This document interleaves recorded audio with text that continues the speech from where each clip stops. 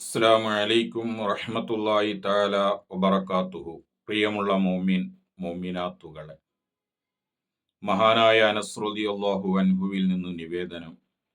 നബി സല്ലല്ലാഹു അലൈഹി വസല്ലമ തങ്ങൾ പറയുന്നു, ബാങ്കിന്റെയും ഇഖാമത്തിന്റെയും ഇടയിലുള്ള പ്രാർത്ഥനയ്ക്ക് ഉത്തരമുണ്ട്, ഇജാബത്ത് ഉണ്ട് എന്ന് നബി സല്ലല്ലാഹു അലൈഹി വസല്ലമ തങ്ങൾ പറഞ്ഞപ്പോൾ സ്വഹാബത്ത് ചോദിച്ചു, ഓ നബിയെ, എന്താണ് ഞങ്ങൾ ആ സമയത്ത് ദുആ ചെയ്യേണ്ടത്? അവിടുന്ന് ഹബീബായ തങ്ങൾ പറഞ്ഞു, ആഫിയത്തിനെ കുറിച്ച്, ദുനിയാവിലും ആഖിറത്തിലും ആഫിയത്തിന് വേണ്ടിയിട്ട് പ്രാർത്ഥിക്കുക. ബാങ്കിന്റെയും ഇഖാമത്തിന്റെയും ഇടയിലുള്ള ദുആക്ക് ഇജാബത്തുണ്ട് എന്ന് ഹബീബായ റസൂലുള്ളാഹി സ്വല്ലല്ലാഹു അലൈഹി വസല്ലമ തങ്ങൾ പറഞ്ഞതായി കാണാം. നമ്മുടെ എല്ലാ ദുആകളും കർമ്മങ്ങളും അള്ളാഹു കബൂൽ ചെയ്യുമാറാവട്ടെ.